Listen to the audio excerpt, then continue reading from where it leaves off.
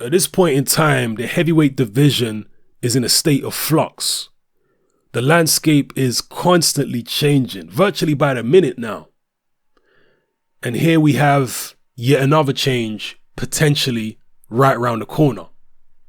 Because according to Joseph Parker's team, they are considering relinquishing their position as mandatory challenger for Anthony Joshua's IBF heavyweight title and instead pursuing a shot at the potentially vacant WBO heavyweight title against Andy Ruiz. That's right, Joseph Parker versus Andy Ruiz for the vacant WBO heavyweight title. The same Andy Ruiz who recently pulled out of a fight against Hughie Fury. Interesting stuff. I'm going to quote Dean Lonergan, who is a promotional representative for Joseph Parker. He says, if Fury gets stripped, we can go either way. The IBF or the WBO, where Joe is number one with both organizations. Joe is in a real position of strength right now. Either way, Joe is going to fight for the title. It's just a case of which one against who, when and where.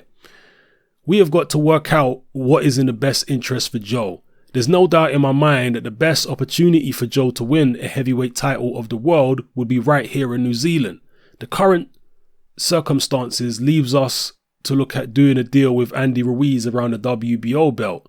It would be very doable. We could have a deal done in 2 to 3 weeks with Ruiz's camp to have the fight here.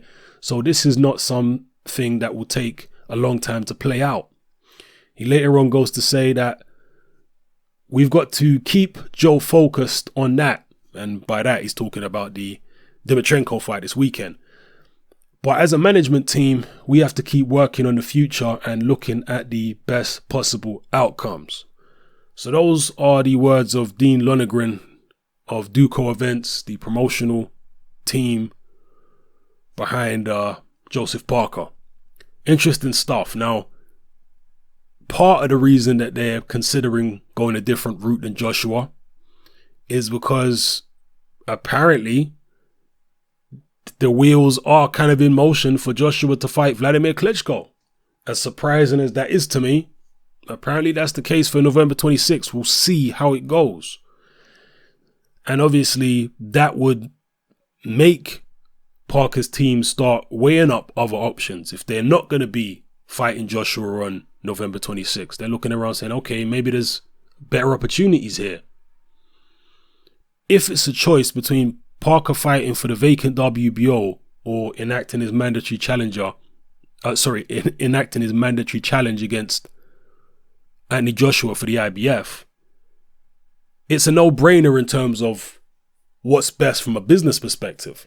You have to go for the WBO because surely it would be a much better split for Joseph Parker fighting Andy Ruiz for the WBO than he'd be getting fighting Joshua. Yeah? I'm sure it'd be a better split for Parker, fighting Andy Ruiz. If he fights Joshua, he's going to get, 20% or something? 25%? Whatever the mandatory challengers get these days. They get a preset amount going into the fight, which is normally set by the actual governing body. Okay? So, let me know what you think about this, people. It's an interesting development. Very, very interesting. As I say, state of flux. The landscape constantly changing. It's crazy right now. What would happen in a fight between Joseph Parker and Andy Ruiz? Apparently they've sparred in the past. Joseph Parker does his training in Las Vegas, where I believe Andy Ruiz also trains. Obviously Parker fights in New Zealand, but he trains in Las Vegas. So, I don't know. Two guys with very fast hands, I can tell you that. Both of them very, very quick-handed guys. It might actually turn out to be a terrific fight. So let me know how you feel about this in the comment section below, people. Anything else to say about this? Probably a lot, but I don't want to make this video too long. So yeah, I'll leave the rest of the talking to you guys in the comment section below. It's your boy Hatman, I'm out.